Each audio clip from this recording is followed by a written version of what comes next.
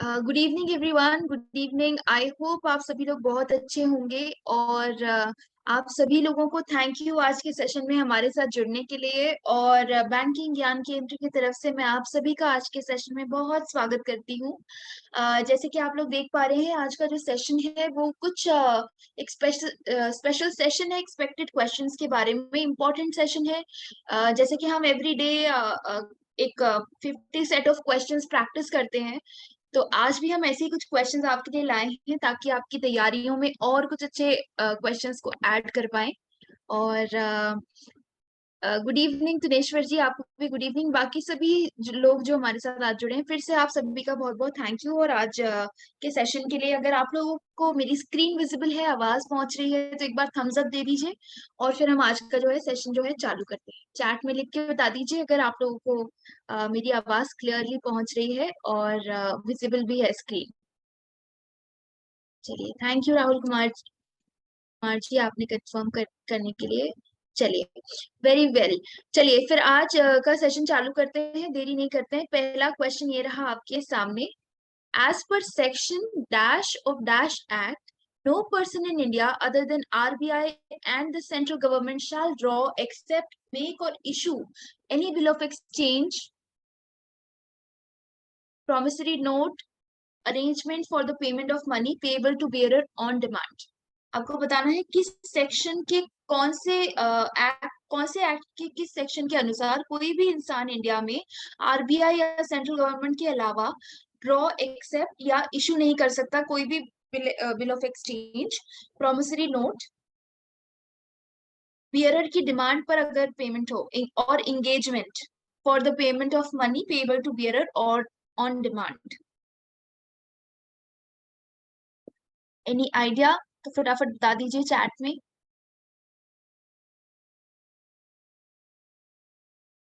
चलिए, तो मैं ही बता देती हूँ। सेक्शन 31 ऑफ आरबीआई एक्ट 1934 जो है वो ऐसा बताता है कि कोई नो पर्सन इंडिया में आरबीआई या सेंट्रल गवर्नमेंट के अलावा किस अगर पेमेंट मांग रहा है, बियरर डिमांड कर रहा है, तो वो नहीं ना तो ड्रॉ एक्सेप्ट, ना तो मेक या इशू कोई भी bill of exchange, promissory note या एंगेजमेंट कर सकते हैं पेमेंट का।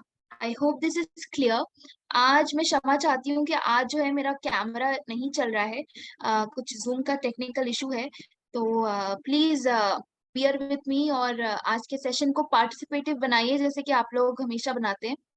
चलिए, नेक्स्ट क्वेश्चन आ गया है आपके सामने और आशा कर रही हूँ आप सभी लोग ध्यान से पढ़ के फटाफट जवाब देंगे।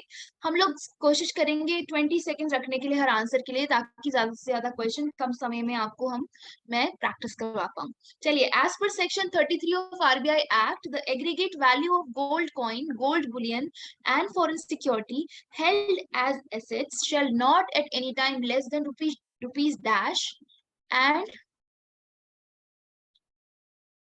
and the aggregate value of gold chain and gold bullion at any time shall not be less than rupees what। Section 33 की बात कर रहे हैं आरबीआई की, आरबीआई एक्ट की। एग्रीगेट वैल्यू कह रहे हैं गोल्ड कॉइन या गोल्ड बुलियन की या कोई भी फॉरेन सिक्योरिटी की, अगर एसेट की तरह रखा गया है तो किसी भी टाइम कितने रुपए से कम नहीं होनी चाहिए।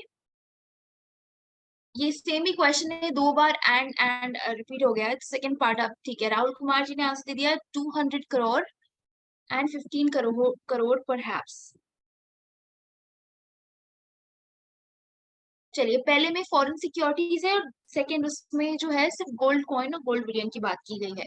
और कोई आंसर देना चाहता है तो फटाफट चैट में बता दीजिए। अदरवाइज अगर क्वेश्चंस आप लोगों के लिए नए हैं और आप लोगों को नहीं पता है, तो ये भी बहुत अच्छी बात है, क्योंकि आज आप लोग कुछ नए क्वेश्चन सीख रहे हैं जो कि आपको एग्जाम में जरूर जरूर आ सकते हैं।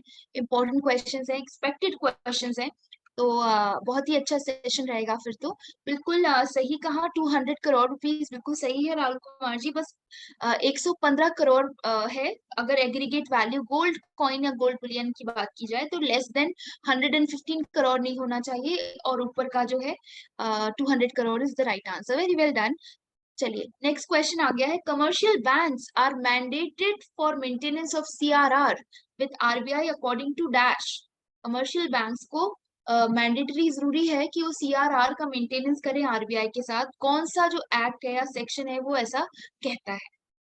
अरुण सिंह जी कह रहे हैं सेक्शन 42, राहुल कुमार जी कह रहे हैं सेक्शन 42(1) ऑफ आरबीआई एक्ट। ठीक है, आरबीआई एक्ट, जी हाँ, सोमदत्त जी का भी यही कहना है, श्रीदेवी जी का भी यही कहना है, सेक्शन 42 ऑफ आरबीआई एक्ट। और बाकी लोगों का क्या कहना है फटाफट चैट में बता सकते हैं। ठीक है, शेखर दास जी का भी यही कहना है कि सेक्शन 42 ऑफ आरबीआई एक्ट के अनुसार ऐसा कहा गया है, जो कि बिल्कुल ही सही जवाब है। Section 42 subsection 1 of RBI act 1934 के अनुसार ऐसा कहा गया है। सिर्फ section 42 is very correct, RBI act is also very correct, but बस ध्यान रखिएगा सब सेक्शन 1 भी है। तो very well done, full marks on this question. बहुत ही हम लोगों ने शुरुआत थोड़ा धीमी करी, but we are catching the pace. So well done. SLR is required to maintain by commercial bank as per which act and section? SLR जरूरी है मेंटेन करना कमर्शियल बैंक्स के लिए, कौन सा एक्ट और सेक्शन ऐसा कहता है?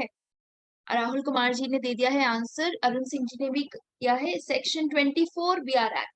राहुल कुमार जी कह रहे हैं सेक्शन 24 सब सेक्शन 1 ऑफ बीआर एक्ट 1949। चलिए बाकी लोग भी बताइए कौन सा सेक्शन और एक्ट ऐसा कहता है कि कमर्शियल बैंक्स को एसएलआर है वो जरूरी है मेंटेन करना। सोमदत्त जी का भी कहना है 24 बीआर एक्ट 1949। शेखर दास जी भी इससे बिल्कुल सहमत है। श्रीदेवी जी भी कह रही है 24 सेक्शन बीआर एक्ट बिल्कुल सही जवाब है। सेक्शन इसमें मेंशन है 24, जैसे कि आप लोगों ने कहा, बीआर एक्ट भी बिल्कुल सही है। तो full marks on this question, very well done. चलिए नेक्स्ट क्वेश्चन अब आ गया है। In any single day the minimum CRR to be maintained by banks against the fortnightly average CRR requirement dash 90%। Rahul Kumar ji ने आंसर दे दिया है।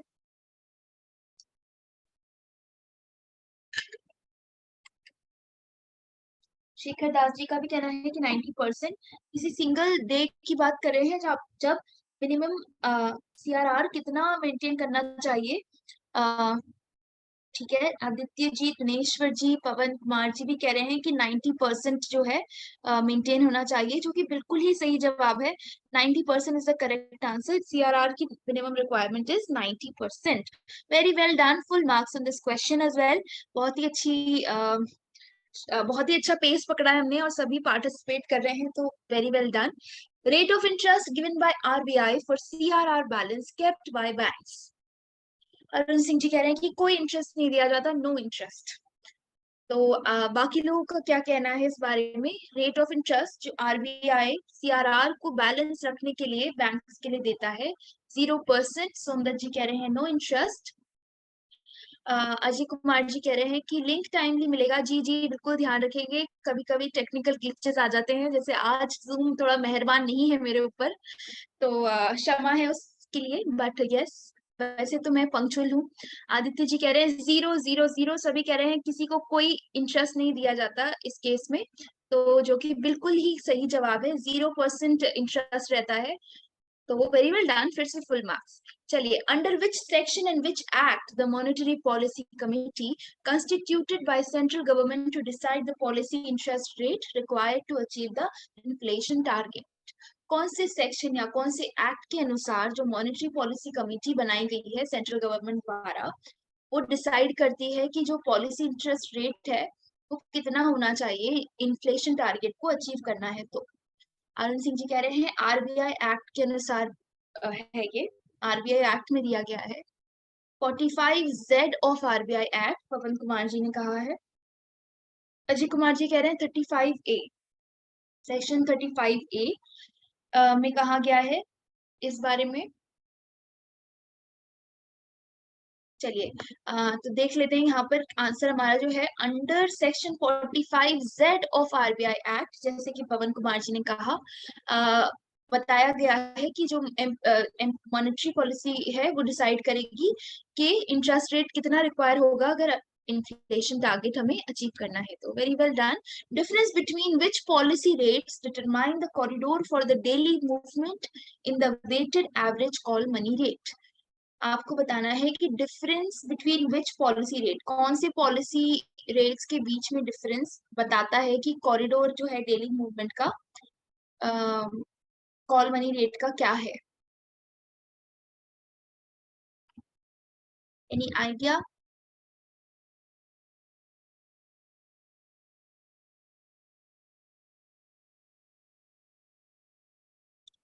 चलिए देख लेते हैं। आंसर है the MSF rate and reverse repo rate. जो एमएसएफ रेट और रिवर्स रेपो रेट के बीच का डिफरेंस बताता है कि पॉलिसी रेट्स डिफाइन करता है कि कॉरिडोर क्या होना चाहिए डेली मूवमेंट का, अगर आपको वेटेड एवरेज निकालना हो कॉल मनी रेट का। तो MSF rate and reverse repo rate is the right answer. चलिए नेक्स्ट क्वेश्चन पे आ जाते हैं। Banks are required to maintain CRR on NDTL of last Friday of dash. Banks maintain करते हैं सीआरआर एनडीटीएल के लास्ट फ्राइडे ऑफ व्हाट? तो राहुल कुमार जी कह रहे हैं फोर्थ नाइट को करते हैं। और बाकी लोगों को क्या लगता है? Fortnightly. गुनेश्वर जी, सोमदत्त जी का भी कहना है fortnightly. Oh no, sorry sorry sorry. वाह, बहुत ही ईमानदार हैं आप। जो ठीक है। ओ मैं भूल गई थी कि मैंने स्क्रीन शेयर करी है अपनी। दोबारा से करती हूँ।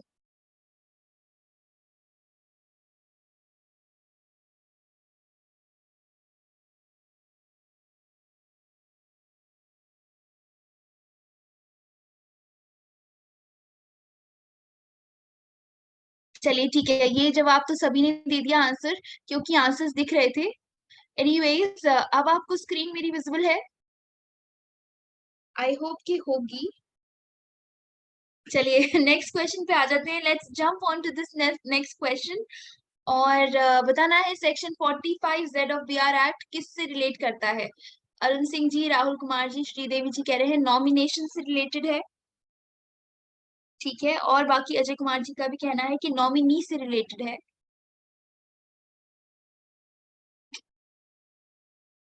ठीक है, बाकी और लोगों का क्या कहना है फटाफट बता दीजिए। जब आंसर दिख रहा था तब तो आप लोग बहुत फटाफट बता रहे थे, और कुछ ही लोगों ने बताया कि आंसर विजिबल है। Very not fair. चलिए कोई बात नहीं। डिपॉजिट नॉमिनेशन, सोमदत्त जी कह रहे हैं डिपॉजिट नॉमिनेशन। चलिए देख लेते हैं यहाँ पर। 45Z ऑफ बीआर एक्ट जो है वो रिटर्न ऑफ पेड इंस्ट्रूमेंट से रिलेटेड है। अगर आप अपने पेड इंस्ट्रूमेंट्स का रिटर्न करना चाहते हैं तो सेक्शन 45Z ऑफ बीआर एक्ट में ये दिया गया है। चलिए I hope this is clear. Return of paid instrument is the right answer. चलिए नेक्स्ट क्वेश्चन पे आ जाते हैं। Nomination facility in deposit accounts, safe custody and locker accounts are defined in. अगर नॉमिनेशन डिपॉजिट अकाउंट की बात है कि नॉमिनेशन फैसिलिटी, सेफ कस्टडी और लॉकर अकाउंट्स कौन से सेक्शन या कहाँ पर बताए गए हैं? राहुल कुमार जी और अरुण सिंह जी कह रहे हैं, राहुल कुमार जी कह रहे हैं 45ZA टू 45ZF। और अजय कुमार जी और का भी यही कहना है। अरुण सिंह जी कह रहे हैं 45ZA ऑफ बीआर एक्ट। ठीक है, तुनेश्वर जी कह रहे हैं 45ZA में बताया गया है। ऐसा ही मिलता जुलता क्वेश्चन हमने पिछले भी एक आध क्लासेस में जरूर देखा है। जी हाँ, 45ZA से ZF के बीआर ऑफ बीआर एक्ट में ऐसा दिया गया है। एक्सप्लेनेशन भी है। ZA में A टू B में डिपॉजिट की बात करी गई है, C टू D में सेफ कस्टडी की, और E टू F में लॉकर की बात की गई है। बिल्कुल सही जवाब आप लोगों का। एकदम ही पक्की तैयारी है आप लोगों की। पिछले क्वेश्चंस भी आप लोग नहीं भूलते, तो विच इज वेरी कमेंडेबल। इसी नोट पर नेक्स्ट क्वेश्चन पे आ जाइए। What is the current percent of SLR of net demand and time liabilities to dash? Current percent बताना है नेट डिमांड और एनडीटीएल का। 18% कह रहे हैं अजय कुमार जी। अजय कुमार जी का कहना है कि 18% है। ठीक है, शेखर दास जी का भी कहना है, सोमदत्त जी भी कह रहे हैं कि 18% है।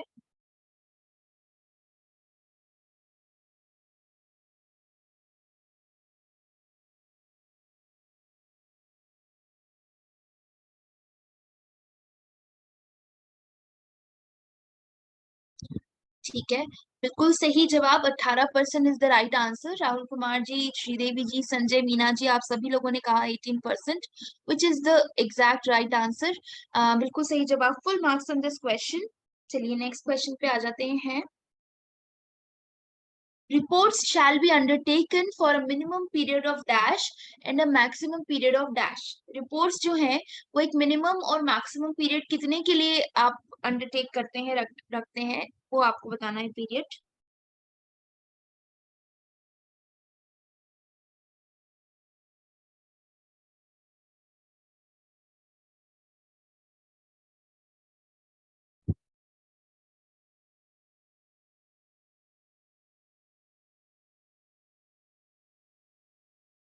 7 and 10%, 7 and 10 मंथ्स की बात कर रहे हैं संजय मीना जी, या डेज की बात कर रहे हैं?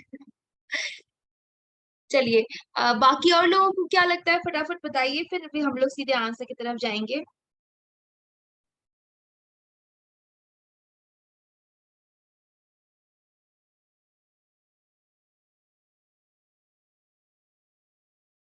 ठीक है, मैक्सिमम 7 इयर्स, नो आइडिया, कोई बात नहीं। 1 डे, अगर मिनिमम पीरियड की बात करें तो 1 दिन के लिए, और मैक्सिमम पीरियड की बात करें तो 1 ईयर के लिए। तो यहाँ पर जो आंसर हमारा है 1 डे मिनिमम और 1 ईयर मैक्सिमम।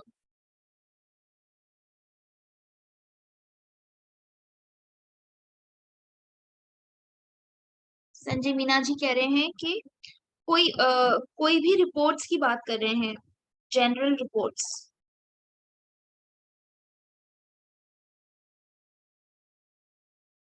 चलिए, banks can essentially borrow money for the term under the liquidity adjustment facility. Current banks can borrow up to dash percent of their deposits under the fixed repo window and dash percent under the term repo window.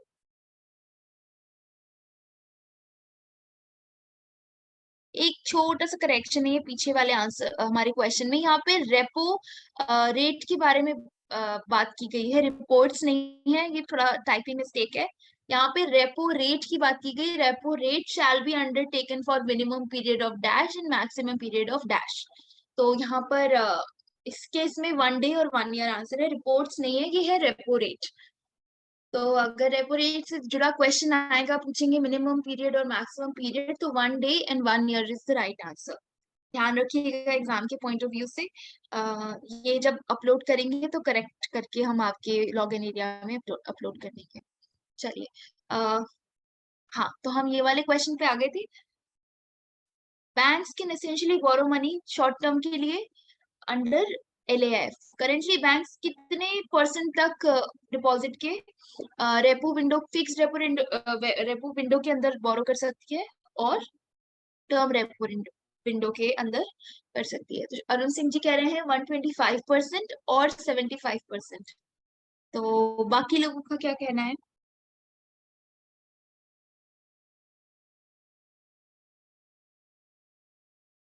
आप लोगों के लिए कोई भी question tough नहीं है, बस कुछ क्वेश्चंस को आप जानते हैं और कुछ क्वेश्चंस को आप नहीं जानते। अब ये भी क्वेश्चन आपने पढ़ लिए हैं तो ये कल से आपके लिए आसान हो जाएंगे, या मैं बोलूँ 10 मिनट के बाद से ही आसान हो जाएंगे।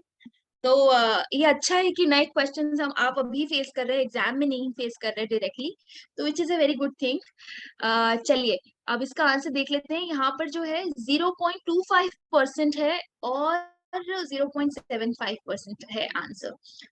बैंक करेंटली बैंक्स जो है वो अप टू 0.25% उनके डिपॉजिट जो फिक्स्ड रेपो विंडो के अंदर है उसका 2.5% ले सकते हैं, और जो टर्म रेपो विंडो है उसके अंदर 0.75% ले सकते हैं। ध्यान रखिएगा, और आज के जो क्वेश्चंस नए हैं उसको अपने लॉगिन सेक्शन में जाके जरूर रिवाइज कीजिएगा। Government securities to the extent allowed by RBI under marginal standing facility at dash percent of the banks NDTL as level 1 high quality liquidity assets for purpose of computing the LCR of banks। तो यहाँ पर person पूछ रहे हैं फिर से, government securities कितने extent तक अलाउ किया है आरबीआई ने अंडर MSF, कि कितना परसेंट बैंक के NDTL से अलाउ कर सकती है for the purpose of computing the LCR of banks. Ajay Kumar ji कह रहे हैं 6.75%, और सोमदत्त जी भी कह रहे हैं 6.75%। बैंक के NDTL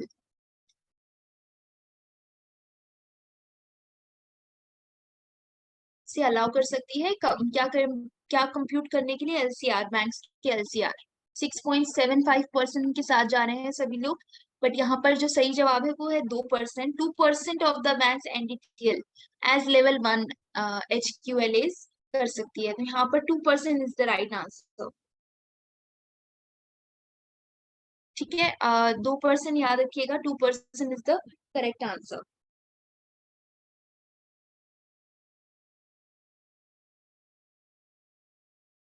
टू परसेंट, नॉट 0.2, 2%। ये तो सिर्फ आंसर का वो लगा है dot. Minimum and maximum CRR RBI में स्टिपुलेट। मिनिमम और मैक्सिमम कितना जो है CRR RBI स्टिपुलेट कर सकता है या फिर तय कर सकता है? 0 एंड 15%। मिनिमम कह रहे हैं 0 और मैक्सिमम 15 कह रहे हैं अजय कुमार जी। राहुल कुमार जी कह रहे हैं कि नो स्टिपुलेशन, अलाउड नहीं है स्टिपुलेट करना। निर्धारित कर सकता है, स्टिपुलेशन का एक मतलब होता है कितना तय कर सकता है, निर्धारित कर सकता है। नॉट अलाउड श्रीदेवी जी कह रहे हैं, अरुण जी भी कह रहे हैं, और सोमदत्त जी भी कह रहे हैं कि अलाउड नहीं है। जी हाँ, बिल्कुल सही जवाब है। मिनिमम या मैक्सिमम कुछ भी CRR जो है RBI नहीं निर्धारित कर सकता या स्टिपुलेट कर सकता, कोई फ्लोर लिमिट नहीं है। तो वेरी वेल डन, बिल्कुल सही जवाब। तो यहाँ पर नेक्स्ट क्वेश्चन पे आ जाते हैं। Floor and ceiling for SLR। SLR का फ्लोर और सीलिंग कितना है बताना है आपको। अरुण सिंह जी कह रहे हैं मैक्सिमम 40% और मिनिमम 18%। बाकी लोगों को क्या लगता है? मैक्सिमम 40। सोमदत्त जी कह रहे हैं, राहुल जी भी कह रहे हैं मैक्सिमम 40%, श्रीदेवी जी भी कह रही हैं मैक्सिमम 40 और मिनिमम 18%। अरुण जी ने कहा, अजय कुमार जी कह रहे हैं 40% मैक्सिमम, मिनिमम नो लिमिट। बिल्कुल सही बात है, नो मिनिमम एंड मैक्सिमम 40%, बिल्कुल सही जवाब है। No floor, only ceiling is at 40%, बिल्कुल सही जवाब। Full marks on this question. Next question पे आ जाइए। Penalty for non maintenance of CRR and SLR। कितना पेनल्टी लगता है अगर आप CRR SLR मेंटेनेंस नहीं करते हैं तो? What is the penalty for non maintenance of CRR and SLR? 3% for 1 day। Rahul Kumar ji ने भी दिया है आंसर। श्रीदेवी जी कह रही है bank rate plus 3%। Ajay Kumar ji का भी कहना है कि बैंक रेट प्लस 3% पेनल्टी लगता है। 3% कांस्टेंट है। शेखर दास जी भी कह रहे हैं बैंक रेट एंड 3%। सोमदत्त जी, अरुण सिंह जी भी कह रहे हैं बैंक रेट प्लस 3%। यहाँ पर बिल्कुल सही जवाब है bank rate plus 3% on amount of shortfall, and if default continues for the next day it will be bank rate plus 5%। जी हाँ, 3% बिल्कुल सही कह रहे हैं। 3% अबव 3% अबव बैंक रेट लगेगा अगर मान लीजिए शॉर्टफॉल होता है, और अगर नेक्स्ट डे भी रहेगा तो फिर 5% देना पड़ेगा। बिल्कुल सही जवाब है आप लोगों का, 3% इज एग्जैक्ट राइट, और 5% भी ध्यान रखिएगा। Total number of sections in NI act, कितने सेक्शंस हैं NI एक्ट में? बता दीजिए फटाफट। How many sections in NI act? 148। Ajay Kumar ji ने फटाफट बता दिया, एक 148। शेखर दास जी का भी कहना है 148। अरुण सिंह जी कह रहे हैं 148 सेक्शंस हैं। और बाकी सभी लोग कहाँ गए? फटाफट जवाब दे दीजिए। आदित्य जी, श्रीदेव जी, मनीष कुमार जी कह रहे हैं 148 सेक्शंस हैं। जी हाँ, बिल्कुल सही जवाब। राहुल कुमार जी ने कहा है 148, एकदम सही जवाब है। 148 सेक्शंस है। Full marks on this question as well, सबको +1। अब ये आ गया है बड़ा सा क्वेश्चन आपके सामने, बड़ा लेंदी, और कह रहा है क्या? As per negotiable instrument amendment act 2018 inserts a new section 143A making provision for the payment by the drawer of the dishonored check to the payee thereof interim compensation of an amount not exceeding %% of the value of the instrument during the pendency of proceeding for the offence of dishonor under section 138 of Act A in summary trial or a summons case. Ajay Kumar ji ने 20% answer दिया है, पर question negotiable instrument में कह रहे हैं एक नया सेक्शन ऐड करा, उसमें प्रोविजन किया कि पेमेंट अगर ड्रॉअर का डिसऑनर चेक हो जाता है पे के लिए, तो इंटरिम कंपनसेशन अमाउंट का कितना परसेंट नहीं एक्सीड करना चाहिए उस इंस्ट्रूमेंट के वैल्यू से, उस पेंडेंसी के टाइम पर डिसऑनर हुआ है उस केस में कितना परसेंट ज्यादा कंपनसेशन इंटरिम कंपनसेशन का अमाउंट नहीं इंक्रीज होना चाहिए। और कि कोई आंसर देना चाहता है तो we will jump on to the solution.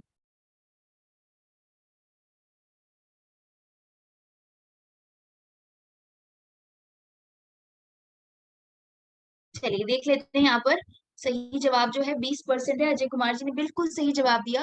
अगर ऐसा केस है न्यू सेक्शन 143 के केस में, अगर जो है पेमेंट ड्रॉअर का डिसऑनर चेक का हो जाता है, तो इंटरिम कंपनसेशन उसके अमाउंट का 20%, जो भी इंस्ट्रूमेंट है उसकी वैल्यू से 20% से ज्यादा नहीं होना चाहिए। तो ये क्वेश्चन थोड़ा सा लेंदी था, बट ध्यान रखिएगा 20% है अगर ऐसा इस केस का क्वेश्चन आपके पास आता है तो। Now you know the said and interim compensation has to be paid within a period of dash from the date on which the order to that effect is made. Said interim compensation पे करना जरूरी है कितने period के अंदर, जिस उस date से जब से वो ऑर्डर जो है मेड अफेक्ट में आया है तब से।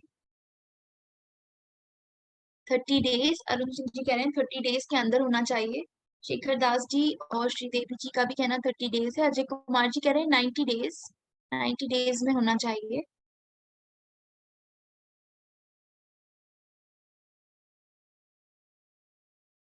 ठीक है, तो यहाँ पर सोमदत्त जी का कहना है 30 डेज, बट यहाँ पर 30 ना तो 90, यहाँ पर 60 डेज जो है सही जवाब है।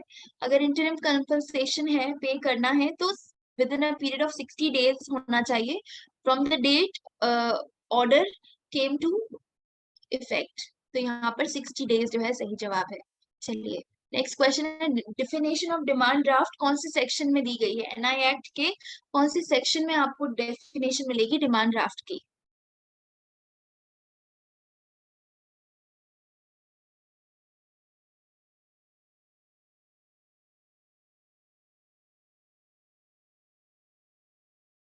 सिक्स और सेक्शन 6, 85A और 6। 85A और 6 में कंफ्यूजन है, बट यहाँ पर सही जवाब जो है सेक्शन 85A में दिया गया है डेफिनेशन डिमांड ड्राफ्ट की एनआई एक्ट के। तो 85A is the correct answer, very well done. 6 for cheque, Arun Singh ji कह रहे हैं 6 जो है वो चेक के लिए है, डिमांड ड्राफ्ट के लिए 85A है, NI act 85A।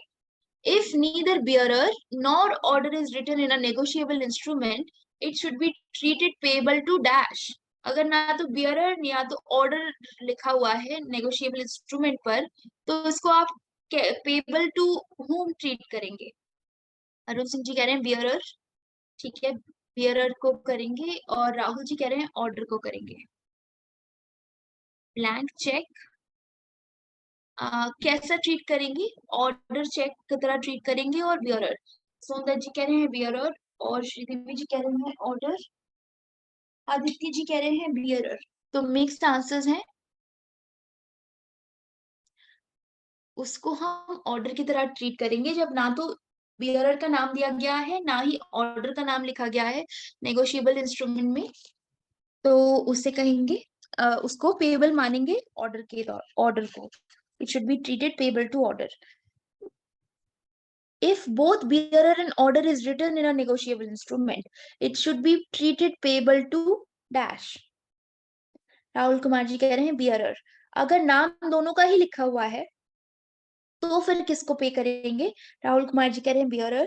Sridevi ji कह रही हैं बियरर, अरुण सिंह जी भी कह रहे हैं कि बियरर को करेंगे पेबल, मनीष कुमार जी का भी कहना है बियरर, शेखर दास जी, सोमदत्त जी, अजय कुमार जी का भी कहना है कि पेबल टू बियरर ट्रीट करेंगे, जो कि बिल्कुल सही जवाब है। Very well done. Next question पे आ जाते हैं फटाफट। Inchoate instrument is defined in which section of NI Act? Rahul Kumar ji ने फटाफट जवाब दे दिया है सेक्शन 20। अजय कुमार जी, अरुण सिंह जी भी कह रहे हैं 20, section number 20 of NI act में दिया गया है। आदित्य जी का भी कहना है कि सेक्शन 20, सोमदत्त जी का भी कहना है सेक्शन 20 ऑफ एनआई एक्ट में बताया गया है। श्रीदेवी जी भी इससे सेक्शन 20 कह रही हैं, जो कि बिल्कुल सही जवाब है। सेक्शन 20 ऑफ एनआई एक्ट में डिफाइन किया गया है कि इनको एक इंस्ट्रूमेंट्स क्या होते हैं। चलिए, very well done, full marks on this question. Which of the following is not a negotiable instrument or document? To title of goods, promissory note, commercial paper, bill of landing, railway receipt, airway bill। ये आपके पास options हैं कि इनमें से कौन सा negotiable instrument नहीं है। Document of title of goods, promissory note, या कमर्शियल पेपर, या बिल ऑफ लैंडिंग, या रेलवे रिसीट, या airway bill.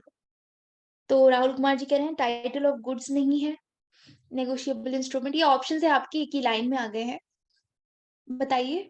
Bill of landing कह रहे हैं Shekhar Das ji, bill of landing Shekhar Das ji का कहना है।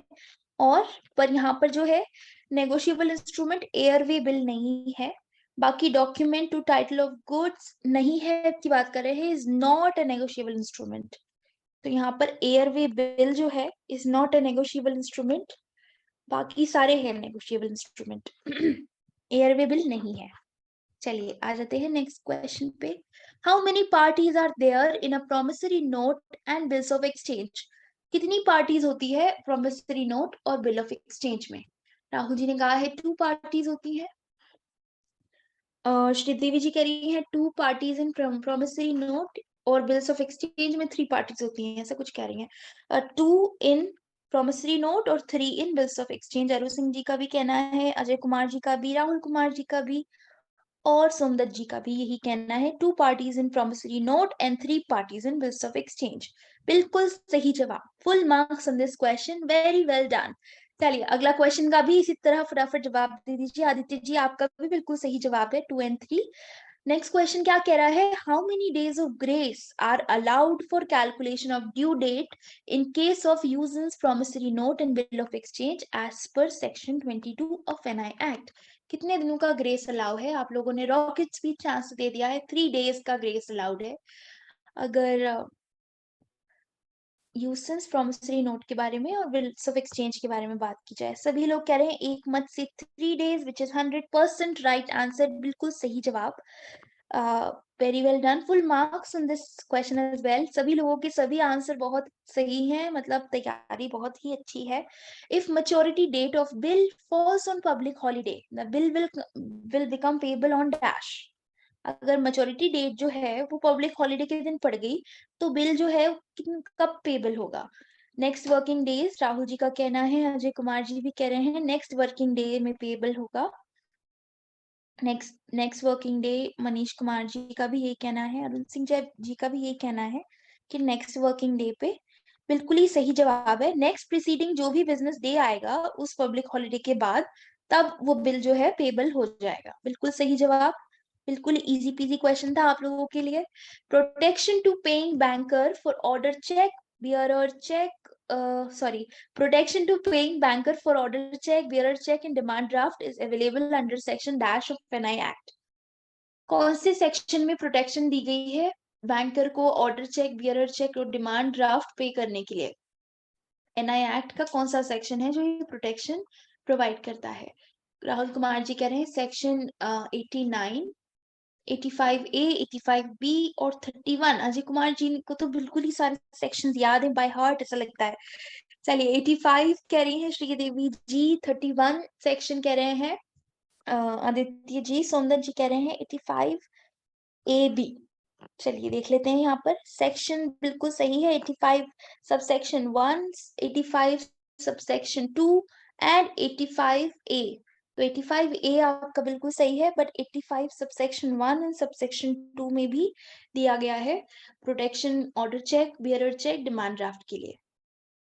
कोई बात नहीं, वहाँ पर आपके पास ऑप्शंस होंगे, अगर आप लोग 1-2 बार नज़र डाल लेंगे तो ध्यान आ जाएगा आपको एग्ज़ाम में वैसे। ये तो सिर्फ़ प्रैक्टिस के लिए है, आप लोग रिवाइज़ करते जाइएगा, एग्ज़ाम के पहले भी देख लीजिएगा।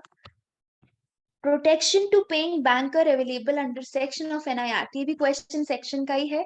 बैंकर के लिए instrument where alteration is not apparent, protection to paying banker available under section dash of NI act for payment of an instrument where alteration is not apparent. Ajay Kumar ji कह रहे हैं सेक्शन 31 में दिया गया है ऐसा प्रोटेक्शन कि जो भी बैंकर है वो ऐसा इंस्ट्रूमेंट जो कि जिसमें आप छेड़छाड़ी नहीं कर सकते, सेक्शन 89, 31, 131। तो यहाँ पर शिखर दास जी कह रहे हैं 89, राहुल जी भी कह रहे हैं 89, बाकी सोमदत्त जी कह रहे हैं 131, सोमदत्त जी भी 89 कह रहे हैं। तो यहाँ पर 89 ऑफ एनआई एक्ट बिल्कुल सही है। 89 ऑफ एनआई एक्ट में दिया गया है ये वाली protection. Protection to collecting banker is available under what section? 31, 131 आ गया है, राहुल कुमार जी ने आंसर दे दिया है। सोमदत्त जी का भी कहना है 131, श्रीदेवी जी का भी कहना है 131, प्रोटेक्शन टू कलेक्टिंग बैंकर दिया गया है 131 में।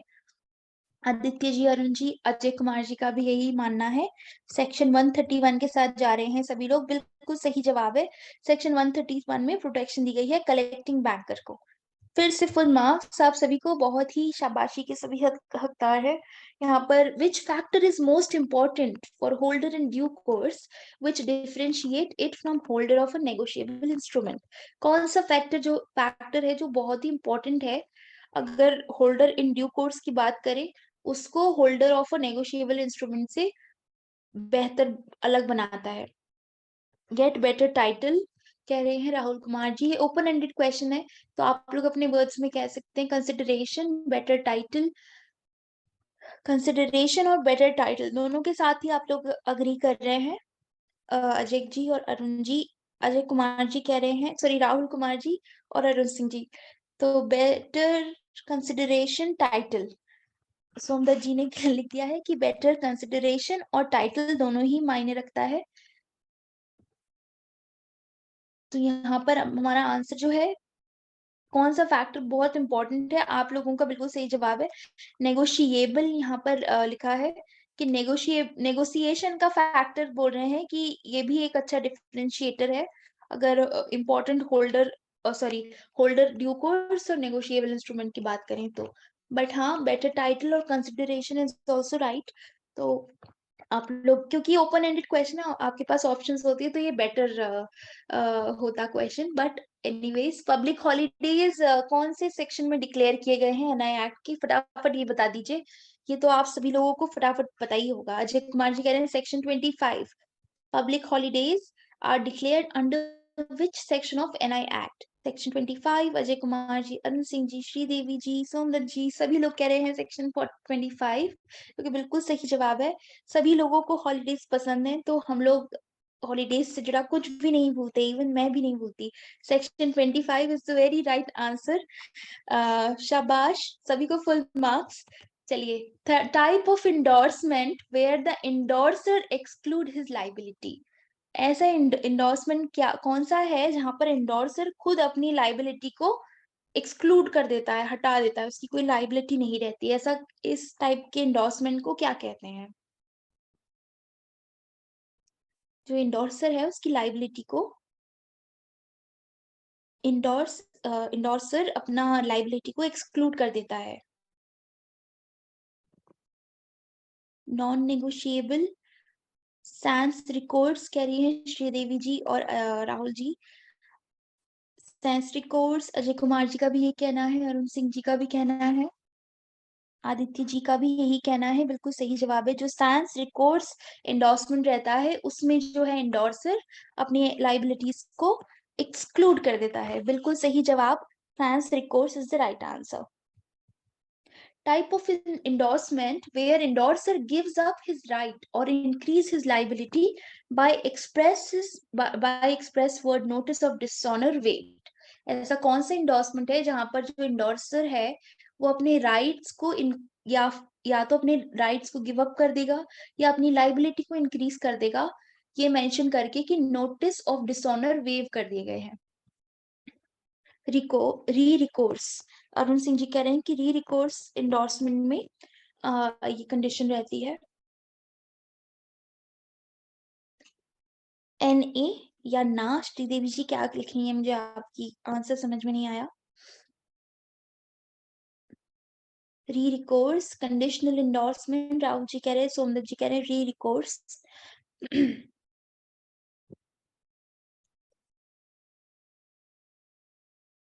चलिए देख लेते हैं यहाँ पर, इस इंडोर्समेंट को कहेंगे फैक्यूलेटिव इंडोर्समेंट। फैक्यूल्टेटिव इंडोर्समेंट, ध्यान रखिएगा ये नाम। ऐसे में क्या रहेगा, इंडोर्समेंट जो है अपने राइट गिव अप कर सकता है या तो अपना लाइबिलिटी इंक्रीज कर सकता है। ये मेंशन कर देगा कि नोटिस ऑफ डिसऑनर वेव हो गए हैं, तो इस टाइप के इंडोर्समेंट को कहेंगे फैक्यूल्टेटिव इंडोर्समेंट। चलिए, वेरी वेल डन, अटेम्प्ट आप लोग कर रहे हैं, उसके लिए आप लोग सभी खूब शाबाशी के हकदार हैं। नेक्स्ट क्वेश्चन आ गया है, an endorsement where endorsers become endorsee is called dash, and where drawer himself become endorsee is called dash. पहले क्वेश्चन का पार्ट कह रहा है ऐसा इंडोर्समेंट जहां इंडोर्सर खुद ही इंडोर्सी बन जाए उसे क्या कहेंगे, और दूसरे में ड्रॉअर की बात करें कि खुद खुद उस ड्रॉअर ही इंडोर्सी बन जाए, उसको आप लोग क्या कहेंगे?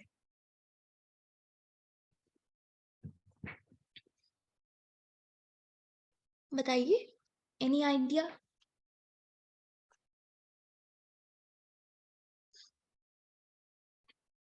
तो फिर क्या मैं इसे ना समझूं?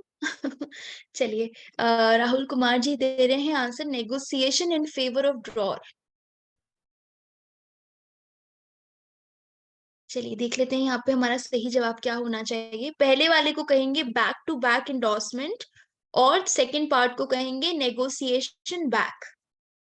तो अगर इंडोर्समेंट खुद ही इंडोर्सी बन जाएगा तो उसे कहेंगे बैक टू बैक इंडोर्समेंट, और जहां पर जो है ड्रॉअर खुद ही इंडोर्सी बन जाएगा उसे कहेंगे नेगोशिएशन बैक। ध्यान रखिएगा एग्जाम के पॉइंट ऑफ व्यू से। ड्रॉअर सेल्फ इंडोर्सी बनेगा तो उसे नेगोशिएशन बैक कहेंगे, और कोई इंडोर्सर जो है वो इंडोर्सी बनेगा तो उसे बैक टू बैक इंडोर्समेंट आप कहेंगे।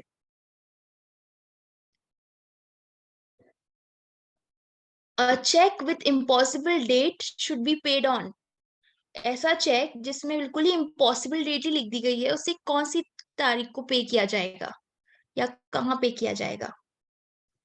Last day of month, Rahul ji कह रहे हैं ऐसा चेक। आदित्य जी कह रहे हैं yes, last date of the month. Somdutt ji का भी यही कहना है,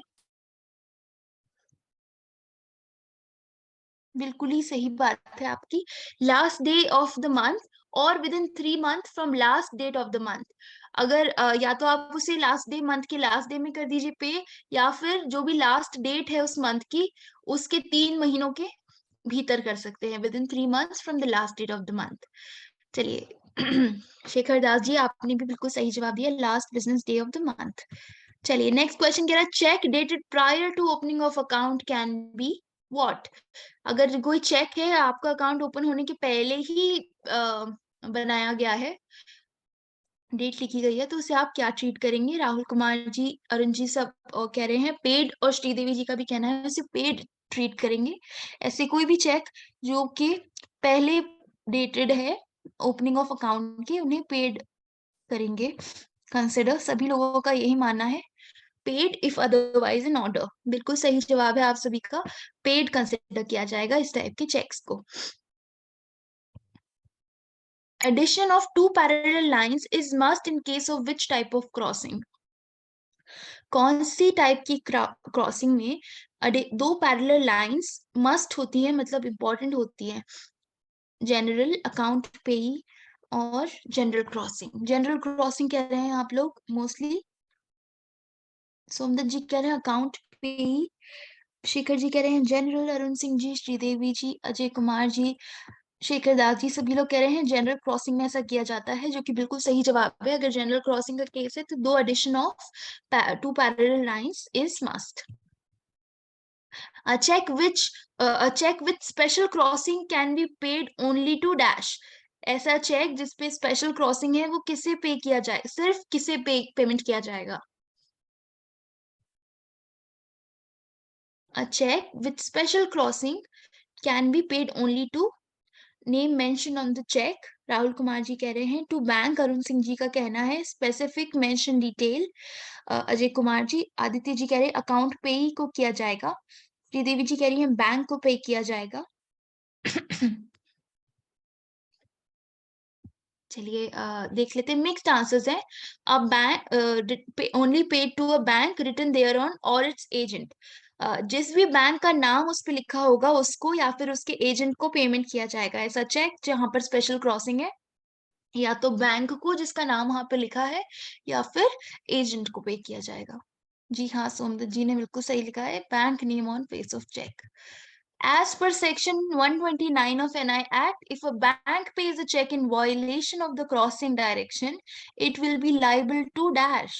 अगर एक सेक्शन 129 एनआई एक्ट का कहता है कि कोई बैंक है जो कि क्रॉसिंग का वॉयलेशन करके चेक जो है पे करता है, तो वो किसके लिए लाइब किसको लाइबल होगा? Drawer, drawer, drawer, drawer. सभी लोग कह रहे हैं ड्रॉअर के को लाइबल होगा, जो कि सही जवाब है। जो भी ट्रू ओनर है उस चेक का, जो भी उस चेक को ओन करता है, बैंक की लाइबिलिटी उसके प्रति हो जाएगी अगर बैंक जो है क्रॉसिंग का वायलेशन करके भी चेक पेमेंट करता है तो।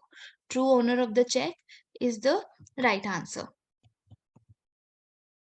पनिशमेंट क्या है अगर डिसऑनर ऑफ चेक होता है इनसफिशिएंट फंड्स की वजह से, तो उसके लिए क्या पनिशमेंट्स है?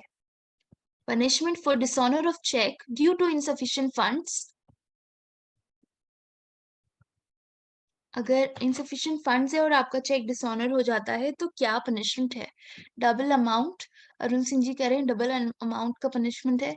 Monetary penalty and 2 years jail. Rahul Kumar ji कह रहे हैं कि 2 साल की सजा हो जाएगी और पैसे तो चार्ज होंगे ही होंगे।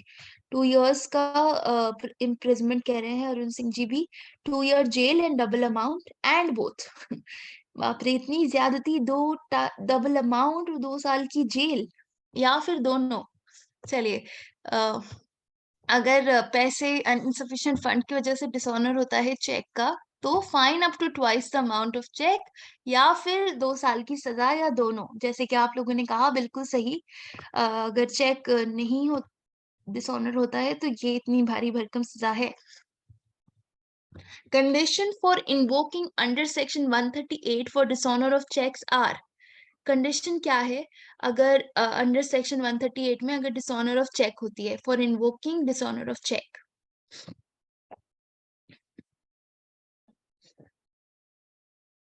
Any idea?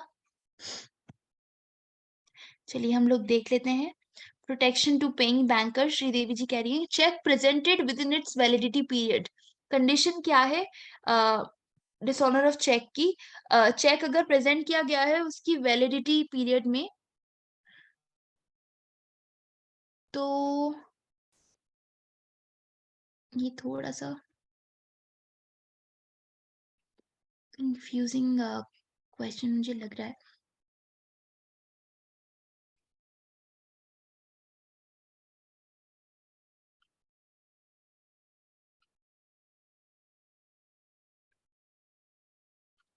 चलिए, अगर इन्वोकिंग की बात कर रहे हैं, मैं इन्वोकिंग का हिंदी सही शब्द ढूंढने के लिए कोशिश कर रही थी। इन्वोकिंग का मतलब प्रेरक होता है वैसे हिंदी में। तो प्रेरित करने वाली कंडीशन क्या होगी डिसऑनर ऑफ चेक की? अगर cheque presented within its validity period. जी, अगर सही तरीके से किया गया है तो होगा। और तो यहाँ पर हमारे कुछ कंडीशंस आपको सामने दिख रहे हैं, एक क्विक रीड कर सकते हैं। अगर चेक वैलिडिटी पीरियड के अंदर प्रेजेंट किया गया हो, अगर चेक जो है कंसिडरेशन के लिए रिसीव किया गया हो, pay demand the drawer within 30 days of receipt of cheque return memo, drawer अगर फेल हो जाता है पेमेंट करने के लिए within 15 day for the date of receipt of such notice. तो ये कुछ कंडीशंस हैं for invoking dishonour of cheque. तो जी हाँ, बिल्कुल आप लोगों का एक्सप्लेनेशन है। नेक्स्ट क्वेश्चन हमारा इसी के नीचे ही है, तो अगर आंसर आप लोग देना चाहें तो फटाफट दे दीजिए। क्वेश्चन क्या कह रहा है? कह रहा है filing of suit under section 138 of NI act can be made within where. आपको बताना है अगर आप किसी को सू करना चाहते हैं सेक्शन 138 ऑफ एनआई एक्ट में, तो विद इन कब कर सकते हैं? 30 days। राहुल कुमार जी कह रहे हैं 30 दिन के अंदर। अरुण सिंह जी भी इससे सहमत हैं, 30 days। श्रीदेवी जी भी कह रही हैं कि within 30 days। Aditya ji का भी कहना है within 30 days। Ajay Kumar ji भी कह रहे हैं विद इन 30 days हो सकता है ये काम। चलिए सभी लोग 30 days के साथ जा रहे हैं। 1 month या 30 days जैसे आप लोग कह रहे हैं। 1 month of the date of cause of action, अगर payment is not made within 15 days of receipt of such notice, और तो फिर आप 1 month के अंदर या 30 days जैसे कि आप लोग कह रहे हैं उसके अंदर आप सू कर सकते हैं उस इंसान को। नेक्स्ट क्वेश्चन आ गया है, cheque sent for collection and return unpaid should be return to the payee within dash of return. ऐसे चेक जो कलेक्शन के लिए भेजे गए पर अनपेड होके वापस आ गए तो कब रिटर्न किए जाएंगे पेई को? सब राहुल कुमार जी कह रहे हैं 24 आवर्स में, सेम डे। अरुण सिंह जी का कहना है 24 आवर्स। अजय जी, सोमदत्त जी, शेखर जी, श्रीदेवी जी 24 आवर्स कह रहे हैं। 24 आवर्स के अंदर पेबल होने चाहिए, बिल्कुल सही जवाब है। ऐसे ऐसे चेक्स को पेई को 24 आवर्स के अंदर रिटर्न करना पड़ेगा। तो very well done, full marks on this question. Second last question पे आ गए हम लोग। If cheque return due to technical reason it should have to be represented within dash. अगर कोई चेक है जो कि टेक्निकल रीजन की वजह से रिटर्न हो गया है, तो उसको कितने दिनों के विद इन कितने दिन के अंदर रिप्रेजेंट करेंगे? ऐसे चेक जो टेक्निकल रीजन की वजह से जो है रिटर्न हो गए हैं। 3 days कह रहे हैं अजय कुमार जी, नेक्स्ट डे। श्रीदेवी जी कह रही है नेक्स्ट डे रिटर्न कर दिए जाएंगे, सॉरी रिप्रेजेंट कर दिए जाएंगे। बाकी और लोगों को क्या लगता है? टेक्निकल रीजन की वजह से अगर रिजेक्ट हुए होंगे तो next clearing within maximum 24 hours, या तो next clearing within maximum 24 hour, maximum 24 घंटे ही है, और नेक्स्ट क्लियरिंग तक आप लोग उसको रिप्रेजेंट कर सकते हैं। चलिए, आज का हमारा ये रहा लास्ट क्वेश्चन। सभी लोगों को चैट में आंसर देना चाहिए, so that in a bill of exchange और promissory note if rate of interest is not mentioned it should be. अगर कोई बिल ऑफ एक्सचेंज है या प्रोमिसरी नोट है उसमें रेट ऑफ इंटरेस्ट नहीं मेंशन हुआ, तो फिर क्या होगा? Then it should be what?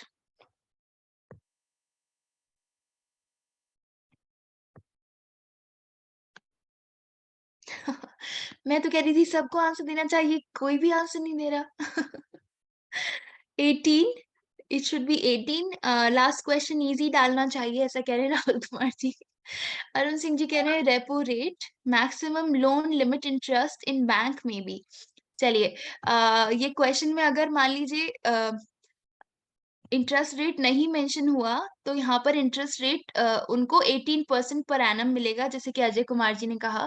बिल्कुल सही जवाब। अगर ध्यान रखिएगा ये क्वेश्चन इम्पोर्टेंट है क्योंकि एग्जाम में आ भी सकता है, तो अब आपको पता है, now you know it is 18%। और बस आज हमारे कुछ इसी टाइप इतने ही क्वेश्चंस थे आपके लिए। और बहुत बहुत धन्यवाद आप लोगों का कि आप लोग इस टाइम पर जुड़े रहे सेशन में। आप लोगों का कुछ भी फीडबैक या सजेशंस हो तो आप लोग ज़रूर मुझे बता सकते हैं। अ, और उसके बाद हम लोग जो है आज का क्लास है एंड कर सकते हैं। आप लोगों के कुछ सजेशंस हैं या कुछ आप लोगों का फीडबैक है जो क्लासेस हम लोग ले रहे हैं उससे रिलेटेड, तो आप please do share, so that हम आपके लिए और कुछ बेहतर क्वेश्चन या और कुछ बेहतर तरीके से ला पाए। Thank you so much Sridevi ji, Arun Singh ji, आप लोगों का भी बहुत बहुत थैंक यू कि आप लोग जुड़े हैं हमारे साथ। Thank you Aditya ji. चलिए आज का कोट हम लोग पढ़ लेते हैं। अगर आपके अंदर कुछ करने की चाहत है तो इस दुनिया में आपके लिए असंभव जैसा कुछ भी नहीं। जैसे कि आप लोग कर ही रहे हैं, इतनी मेहनत कर रहे हैं, तो आप लोगों के मन में बहुत दृढ़ निश्चय है, तो सफलता जरूर मिलेगी।